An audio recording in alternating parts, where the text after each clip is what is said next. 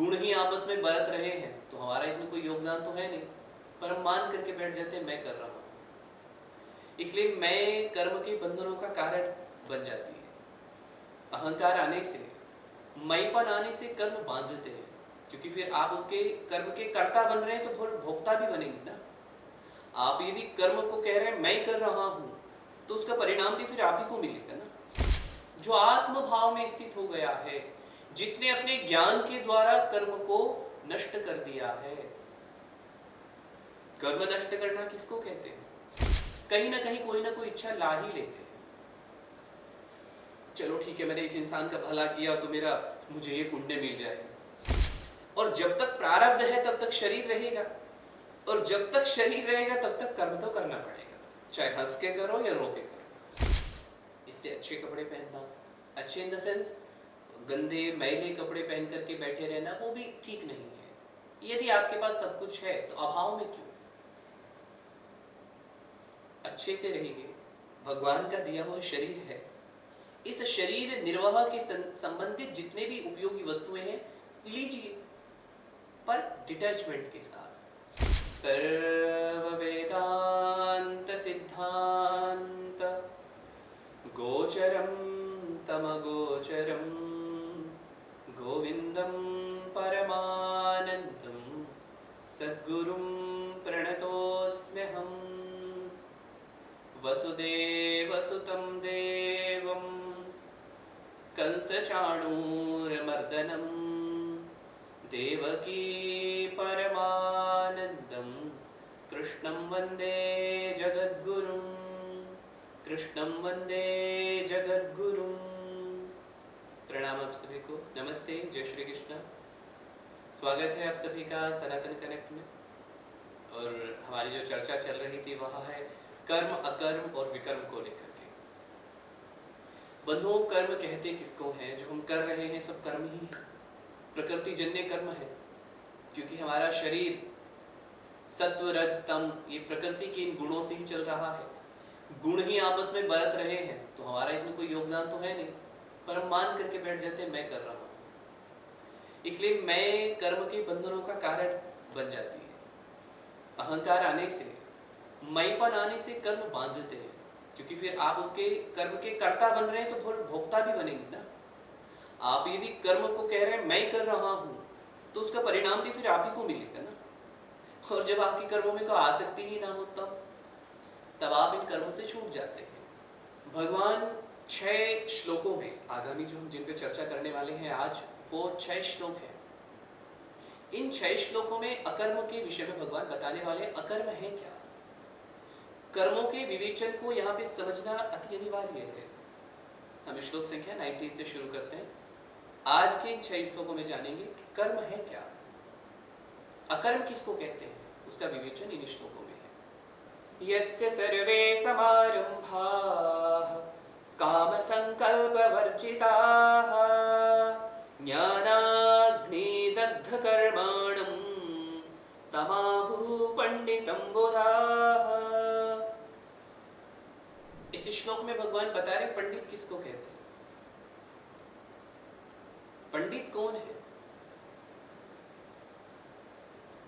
जहां भगवान ने, क्योंकि अर्जुन जब चैप्टर नंबर 1 में बातें कर रहे थे तब चैप्टर नंबर 2 में भगवान ने कहा तुम पंडितों वाली बातें तो करते हो पर केवल बातें कर रहे हो, समझ नहीं रहे हो। प्रज्ञावादांश्च भाषस, तुम बुद्धिमान जनों वाली बातें कर रहे हो। अब यहाँ पर पंडित की व्याख्या दे रहे हैं भगवान। पंडित कहते किसको है? जो आत्म भाव में स्थित हो गया है, जिसने अपने ज्ञान के द्वारा कर्म को नष्ट कर दिया है। कर्म नष्ट करना किसको कहते हैं? भगवान कह रहे हैं जो मनुष्य या जो भी विद्वान या जो भी साधक कर्म करता है, शास्त्र परंपरा के अनुसार शास्त्रोक्त कर्म करता है और उन शास्त्रोक्त किए गए कर्मों में उसकी कोई आसक्ति नहीं है। माने वो कर्म कर रहा है पर उसकी कोई इच्छा नहीं है मुझे कुछ वहां से मिल जाए, या मैं यहां से कुछ पालूं, या मैं इस शास्त्रीय कर्म को कर रहा हूं तो मेरी अमुक इच्छा पूरी हो जाए, ऐसा नहीं है। वह करता है तो भगवान की प्रसन्नता के लिए, अपना कर्तव्य मान करके। हमें भी बहुत सारे कर्म मिलते हैं, हम सब भी क्या करते हैं, कहीं ना कहीं कोई ना कोई इच्छा ला ही लेते हैं। चलो ठीक है, मैंने इस इंसान का भला किया तो मुझे ये पुण्य मिल जाएगा। बंधुओं, अभी भी हम पाप और पुण्य में पड़े हुए हैं, तो इसका मतलब अभी भी हम फंसे हुए हैं। जब ये पाप और पुण्य वाला जो संबंध है, जब थोड़ा सा इससे ऊपर उठ जाते हैं, जब जान लेते हैं कि मेरा कर्तव्य क्या है, मुझे क्या करना चाहिए, और जो मेरा कर्तव्य कर्म है मैं उसको ठीक प्रकार से करूं, यही है अपने कर्मों को ठीक प्रकार से करना। शास्त्र के अनुसार करूं। कैसे करूं? शास्त्र के अनुसार। जैसा मेरे पूर्वजों ने किया है, अगर मेरे पूर्वजों ने अच्छा आचरण किया है उसको अपनाने का प्रयास करूं। जो मेरे पूर्वजों ने किया वो मैं कर रहा हूं, उसी परंपरा को आगे बढ़ा रहा हूं अपने कर्तव्य कर्म को करते हुए। तो धीरे धीरे जब ज्ञान जागृत होता है मनुष्य के अंदर, तो ये जो अकर्म है ये जागृत जब होने लगता है, तो मनुष्य के अंदर जो मय है, जो अहंकार मूलक है, वो धीरे धीरे समाप्त होने लग जाता है। फिर सर्व कर्म समारंभाः, जितने भी कर्म है फिर सब करने शास्त्रीय ही है, करने शास्त्र के अनुसार ही है, पर फिर उनमें कोई कामना नहीं रह जाती। उसी को पंडित कहते हैं। सारांश रूप में यदि कहें तो जो आत्म भाव में स्थित है, जो अपनी आत्मा में रमण करता है, जो उस परमात्मा में रमण करता है, वही पंडित है, जो मुक्त है। यहां पर एक प्रश्न आ सकता है कि जब तक ज्ञान नहीं था तो कर्म फल तो नहीं मिल रहे थे, क्योंकि जब ज्ञान की प्राप्ति हुई तब मिल रहा है, तब पता चला है। तो इससे पहले जो हमने अनजाने में कर्म किए, क्यों क्या वो फल नहीं देंगे? तो इसके विषय में अगले श्लोक में बताते हैं। त्यक्त्वा कर्म फलासंगम नित्य तृप्तो निराश्रयः कर्मण्यभिप्रवृत्तोऽपि नैव किंचित् करोति सः। ये जो श्लोक है जिसमें भगवान कह रहे हैं कि जिस व्यक्ति ने सब कुछ जान लिया है, जानना इन द सेंस कि जो जानता है आसक्ति और अनासक्ति के विषय में, जिसने सभी जो अटैचमेंट है उनको त्याग करके, जो संसार पर आश्रित नहीं है। बहुत बार होता है ना, हम किसी न किसी पर डिपेंड रहते हैं। बंधुओं, कहना तो बड़ा सरल होता है कि मैं किसी पर डिपेंड नहीं, पर कहीं ना कहीं रहते हैं। अगर हम उस परमात्मा पर ही डिपेंड हो जाए, तो जब मनुष्य के अंदर ये भाव आ जाता है, त्यक्त्वा कर्म फलासंगः, जिसने अपने कर्म के फल को भी त्याग दिया, मिले न मिले इसकी भी कोई चिंता नहीं है, जो केवल अपने नित्य नैमित्तिक कर्म कर रहा है, क्योंकि देखिए ये शरीर मिला है तो प्रारब्ध के अनुसार मिला है, और जब तक प्रारब्ध है तब तक शरीर रहेगा, और जब तक शरीर रहेगा तब तक कर्म तो करना पड़ेगा, चाहे हंस के करो या रो के करो, चाहे वो यज्ञ करना हो, दान करना हो, तप करना हो, किसी से ऋण लेना हो, किसी को देना हो, किसी से कुछ सुनना हो, किसी को कुछ सुनाना हो, कुछ अच्छे अनुभव हो, कुछ खट्टे अनुभव हो, सब लेने पड़ेंगे। जब तक ये शरीर है तब तक इसके साथ में अनुभव जुड़े रहेंगे, क्योंकि जब तक शरीर है तब तक प्रारब्ध है। जिस दिन प्रारब्ध समाप्त हो जाएगा, शरीर भी समाप्त हो ही जाएगा। जिस व्यक्ति ने इस सत्य को जान लिया है, और इस सत्य को जान करके जो अपने कर्तव्य कर्मों को कर रहा है, उन्हें डिटैचमेंट के साथ में, बिना किसी आसक्ति के, केवल प्रभु को अर्पित करके, अपने स्वामी को समर्पित करके कि मैं उनका हूं और उनके लिए हूं, वो मेरे है ये भाव भी निकल जाए, वो मेरे है ये भाव भी ना आए, केवल इतना रहे मैं उनका हूं और उनके लिए हूं। जब ऐसे हम समर्पित भाव से कर्म करने लगते हैं, संसार के आश्रय नहीं रहते, यदि ये व्यक्ति होगा तो ही होगा, ऐसा नहीं है। जिसने सब कुछ समर्पित कर दिया है, और उस समर्पण के भाव के द्वारा संसार से निराश्रित होने के पश्चात, किसी पर आश्रित नहीं, केवल आश्रित है तो परम तत्व में, और यदि सब में देख रहा है तो आत्म एक के भाव मेरे से अलग हो कोई है कैसे? हो भी नहीं सकता। एक आत्मा ही तो सभी में है। जो मैं हूं वही आप है। पीछे भी चर्चा हो चुकी है। कोई अंतर नहीं है। एक आत्म तत्व ही एक दूसरे के साथ बर्ताव कर रहा है। तो फिर कर्मों में अटैचमेंट कैसे आ सकता है? मेरा ही स्वरूप सामने है, ब्रह्म से ब्रह्म का संवाद है, तो फिर भिन्नता कैसी? भिन्नता क्या है? केवल शरीर की, रंग रूप आकृतियों की? यही तो भिन्नता दिख रही है। देश काल व्यक्ति परिस्थिति, यही तो भिन्नता दिख रही है। Ultimately we all are same. एक ब्रह्म सब में है, एक परमात्मा सब में है। आप जिसको भी अपना इष्ट मानते हो वो सब में है।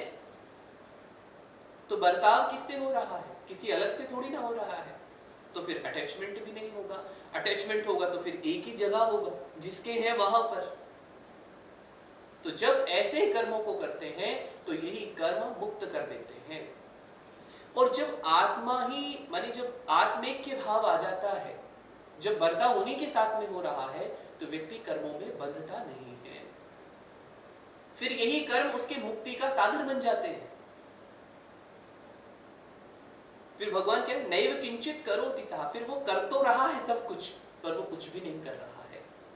कि फिर कैसे देखें बंधनों को? बंधुओं,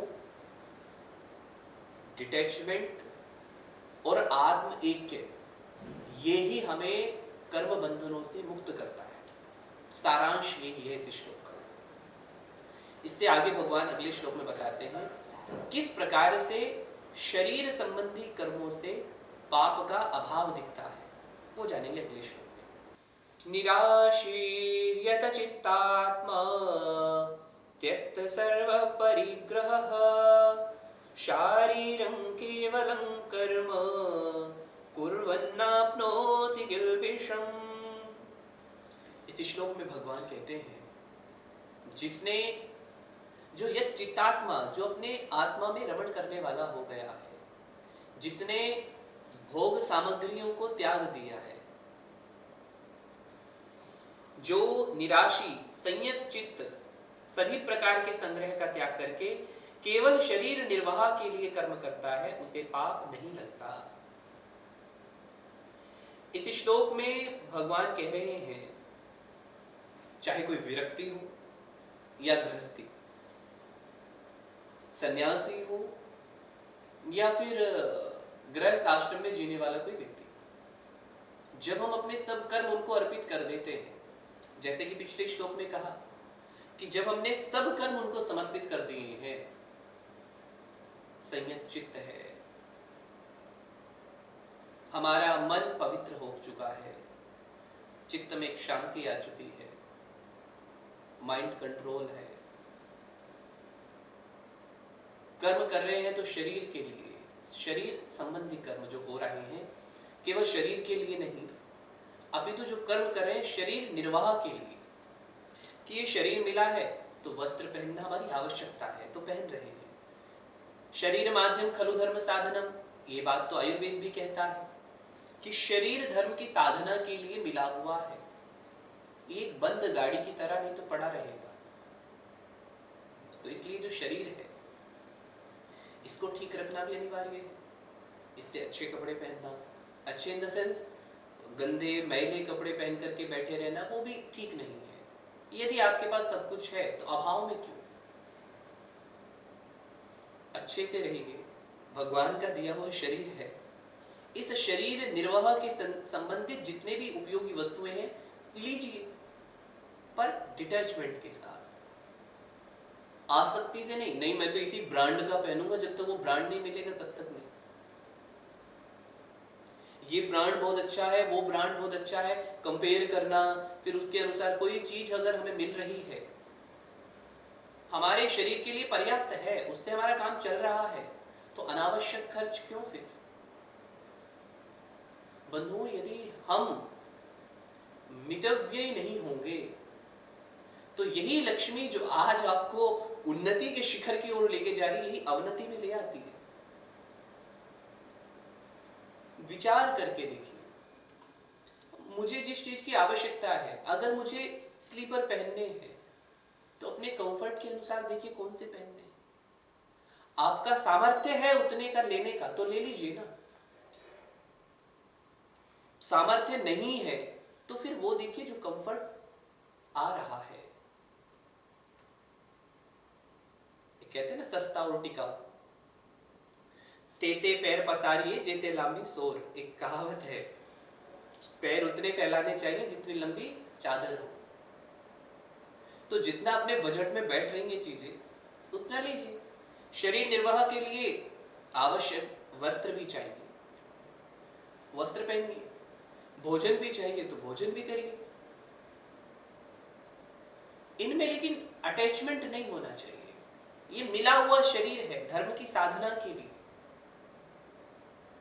आप भूखे बैठे हुए हैं, भगवान का भजन कर रहे हैं, इधर भूख लगी है, सारा ध्यान जा रहा है पेट की ओर, तो क्या भजन हो रहा है? या तो आप इससे ऊपर उठ चुके हो, ऐसी स्थिति हो। कहने का भाव यह है, भगवान बहुत स्पष्ट रूप से कह रहे हैं कि जो व्यक्ति शरीर संबंधी कर्मों में संग्रह न करते हुए अपने कर्तव्य कर्म को कर रहा है, जिसका अंतःकरण पवित्र है, इंद्रियों सहित जितने अपने शरीर पर विजय प्राप्त कर ली है, जिसने समस्त भोगों की सामग्री का परित्याग कर दिया है, जिसके अंदर कामनाएं नहीं है,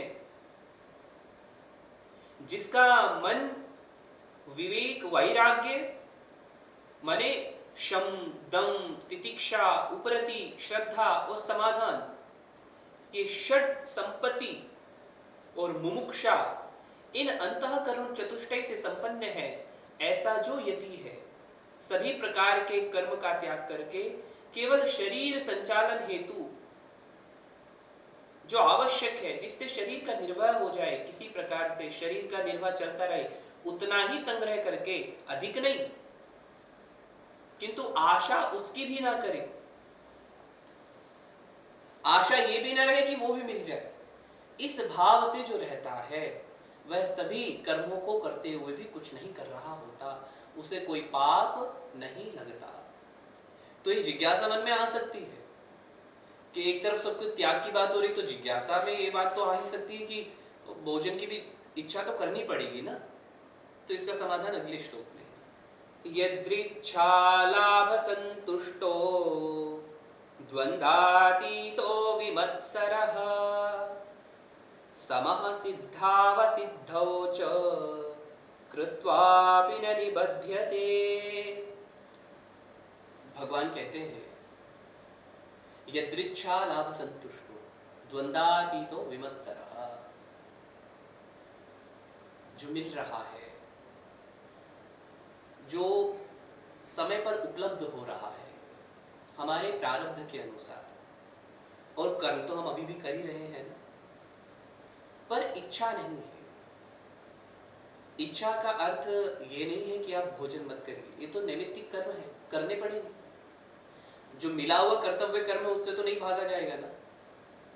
यहां पर भी भगवान वही कह रहे हैं कि जो इसमें अटैच नहीं है, जो डिटैचमेंट के साथ मुझे ये मिल जाए, मुझे वो मिल जाए, उसके पास तो इतना है मेरे पास नहीं है, अपने आप में ईर्ष्या का भाव रखे, ड्युअलिटी में जीवन को जिए, माने जो सुख और दुख से परे हो चुका है, लाभ हानि जय पराजय, जो इनमें आसक्त नहीं होता। ठीक है, जो हो रहा है वो हो रहा है, मैंने अपना 100% दिया ना। यदि मैं अपना 100% दे रहा हूं तो फिर मुझे चिंता नहीं करनी चाहिए। फिर जो मिल रहा है प्रारब्ध के अनुसार भी है, जैसा करके आए हैं वैसा प्राप्त भी हो रहा है, तो फिर इसमें बंधने की आवश्यकता भी नहीं है। जो सिद्धि और असिद्धि में सम रहता है, जो बिना इच्छा के प्राप्त हो रही वस्तुएं, हम जब अपने कर्तव्य कर्म को कर रहे हैं, जब कोई आसक्ति नहीं है कर्म में, डिटैचमेंट के साथ करते जा रहे हैं, तो बंधुओं भोजन तो प्राप्त हो ही रहा है। अब यहाँ पर बात केवल गृहस्थों की नहीं हो रही है, विषय पर थोड़ा सा ध्यान दीजिएगा। यहाँ पर बात सन्यासियों की भी हो रही है। सर्व कर्म संन्यस्तम मया। जब एक सन्यासी निकलता है, जब वह सन्यास ग्रहण करता है, तब उसमें रत्ती भर भी आसक्ति नहीं रहती, वह उसको भी समाप्त कर देता है। यहाँ पर बात वही हो रही कि भिक्षाटन कर रहा है तो इस इच्छा से नहीं कर रहा है कि मुझे भिक्षा मिल ही जाएगी तो आज पेट भरेगा, मिले तो ठीक, ना मिले तो भी ठीक। संग्रह नहीं कर रहा है, केवल प्रारब्ध के अनुसार जो प्राप्त हो रहा है उसी में प्रसन्न है और ईश्वर में लीन है। यहां पर सन्यासी की यति की बात हो रही है, तो गृहस्थों की भी बात आ जाती है। हम सब भी बहुत सारी चिंताएं अपने पास में पाल करके बैठ जाते हैं। मैंने तो इतना किया था, मुझे नहीं मिला। हमने किया ठीक है, हमने अपना 100% दिया, परंतु बंधु प्रारब्ध भी तो कोई चीज होती है। हम जो करके आ रहे हैं वही तो मिल रहा है, हमारे कर्म ही हमारे समक्ष हैं, कर्मों के परिणाम ही तो है। इसीलिए इस जीवन में डिटैचमेंट के साथ रहें तो जो पिछला है वो पूरा हो जाएगा, अभी का है वो समर्पण के भाव से करें। इन बातों के उत्तर अगले श्लोकों में भी मिलेंगे। अगले श्लोक में जो हो, क्योंकि ज्ञान पूर्वक ही आसक्ति का त्याग संभव है, यदि ज्ञान ही नहीं है तो आसक्ति का त्याग कैसे करेंगे, तो वो कैसे है उसके बारे में बताते हैं। गत संगस्य मुक्तस्य ज्ञानावस्थित चेतसः यज्ञायाचरतः कर्म समग्रं प्रविलीयते। भगवान कह रहे हैं जिसकी कर्म फल आसक्ति नष्ट हो गई है, जिसका चित्त ज्ञान में स्थिर है, जो संपूर्ण कर्म यज्ञ हमारे परमात्मा के लिए करता है, उसके सभी कर्म अशेष रूप से नष्ट हो जाते हैं। एक विशेष बात आपको देखने को मिल रही होगी, घुमा फिरा करके बार बार घूम घूम करके बात एक ही जगह आकर के टिक रही है, कर्म फल की आसक्ति का त्याग। आरंभ से लेकर के अभी तक एक बात आपको विशेष रूप से दिख रही होगी, बारंबार चर्चा उलट फिरट करके एक ही जगह आकर के टिक जाती है, वह है कर्म फल के आसक्ति का त्याग, डिटैचमेंट। क्योंकि कैसे भी करके मुमुक्षु को इस मार्ग पे लाना ही भगवान का सबसे पहला कर्तव्य दिख रहा है। ऐसा लग रहा है मानो मनुष्य को भगवान एक प्रेरणा दे रहे हैं, बारंबार एक ही विषय को दोहरा रहे हैं कि तुम डिटैचमेंट के साथ अपने कर्तव्य कर्म को करो। अर्जुन को क्योंकि युद्ध जैसे कर्म में लगाना है तो बार बार एक ही विषय को समझा रहे हैं। सारी बातें करते हुए घूम फिर करके फिर वहीं आ जाते हैं डिटैचमेंट।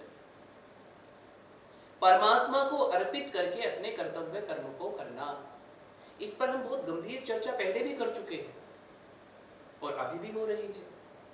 तो इससे अगले के श्लोक पर चलते हैं। ब्रह्मार्पणं ब्रह्म हविर् ब्रह्माग्नौ ब्रह्मणाहुतं ब्रह्मेव तेन गन्तव्यं ब्रह्म कर्म समाधिना। वैसे तो ये श्लोक बहुत प्रचलित है, जी हाँ, कुछ स्थानों पर इस श्लोक को ब्रह्मा अर्पणम माने ब्रह्म को अर्पित की भावना से भोजन मंत्र के रूप में भी स्वीकार किया गया है। क्योंकि यहाँ पर जो बात कही है, भगवान जो कह रहे हैं, क्योंकि यज्ञ शब्द का बार बार आ रहा है, यज्ञ क्या है, तो जहां पर परमात्मा के निमित्त कर्म किया जाए। अब यज्ञ का नाम आते ही हमारे सामने एक हवन कुंड दिखने लगता है, सुरवा दिखने लगता है, घी, सामग्री, हवन से तो यही सब जानते हैं ना हम सब, यज्ञ शब्द का अर्थ तो यही जानते हैं सामान्यतया। पर यहाँ पर यज्ञ शब्द का वास्तविक अर्थ क्या है, भगवान वह स्पष्ट कर रहे हैं।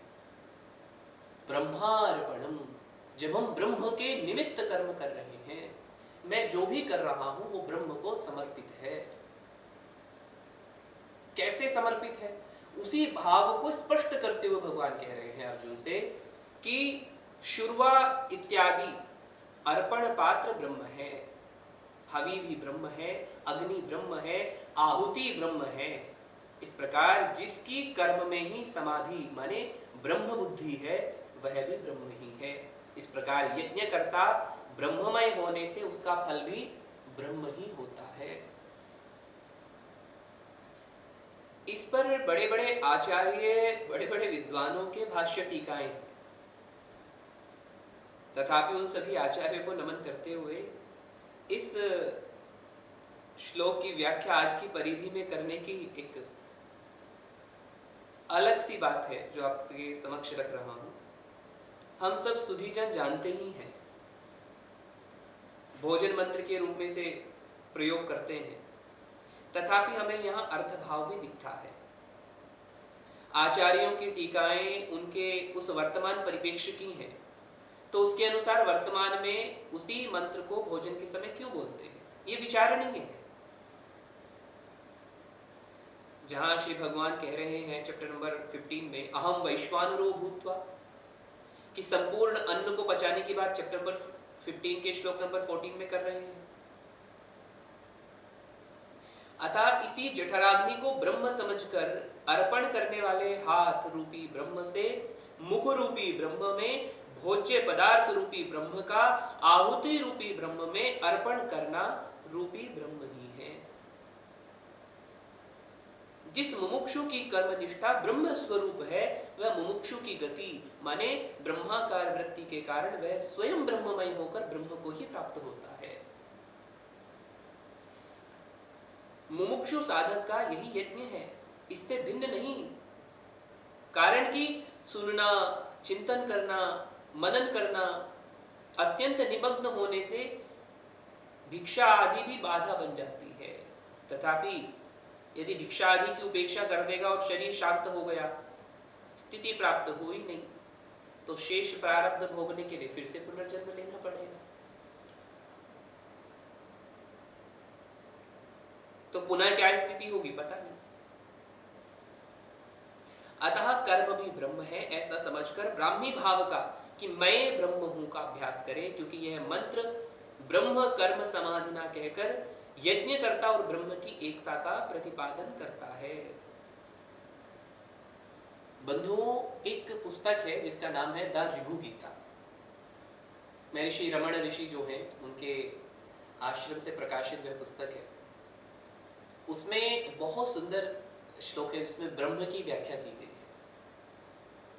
रूपम ब्रह्मम, शरीरम ब्रह्मम, सब कुछ ब्रह्म का, शब्द ब्रह्म है, रूप ब्रह्म है, रंग ब्रह्म है, हर चीज ब्रह्ममय है। वही बात यहाँ पर भी है। ब्रह्मार्पणम ब्रह्म हरिहि, मैं जो भी कर रहा हूं वह सब ब्रह्म को अर्पित है। ब्रह्म ही अग्नि है जो इस भोजन को अंदर जाके पचा रही है।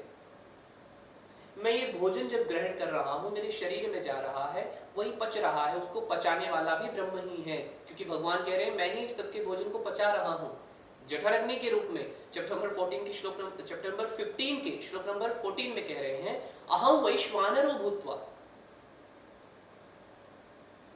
तो ब्रह्म ही है हर जगह। ब्रह्म कर्म समाधि, जब सब कुछ ब्रह्ममय है, हम भी ब्रह्म है, हम सब ब्रह्ममय हैं, क्योंकि वह चैतन्य तत्व ही ब्रह्म है। तो फिर अंत में उस ब्रह्म में ही लीन हो जाते हैं, सब कर्म ब्रह्म को ही अर्पित हो जाते हैं। यही बात इस श्लोक में भगवान स्पष्ट कर रहे हैं। इसी बात को और स्पष्टता से कहेंगे भगवान। आखिर ये ब्रह्म जो यज्ञ की बात हो रही है, जिसको कहा कि हम किसको अर्पण कर रहे हैं, कैसे कर रहे हैं, तो ये यज्ञ है क्या? इतना तो बता दिया कि ब्रह्म ही अग्नि है, ब्रह्म ही सुरवा है, ब्रह्म ही सामग्री है, ब्रह्म ही समाधि है, सब कुछ ब्रह्म है। पर ये यज्ञ और कैसे जाने, कैसे चल रहा है ये सब यज्ञ, और कैसे है ब्रह्म? तो इन सभी प्रश्नों के उत्तर हमारे इर्द गिर्द घूमते ही रहते हैं। तो उन्हें जानेंगे हम अगले श्लोक में। तो जितनी भी चर्चाएं चल रही हैं, ब्रह्म का स्वरूप क्या है, यज्ञ का स्वरूप क्या है, अगले जितने श्लोक हैं, क्योंकि अभी यहां तक जो चला, इन 6 श्लोकों में भगवान ने अकर्म की विशेषताओं को बताया। इतना तो स्पष्ट हो गया होगा कर्म और अकर्म क्या है। अब इससे आगे यज्ञ के स्वरूप का प्रतिपादन भगवान करेंगे, वह हम जानेंगे अगले एपिसोड में। तब तक के लिए आप सभी को प्रणाम, नमस्ते, जय श्री कृष्ण।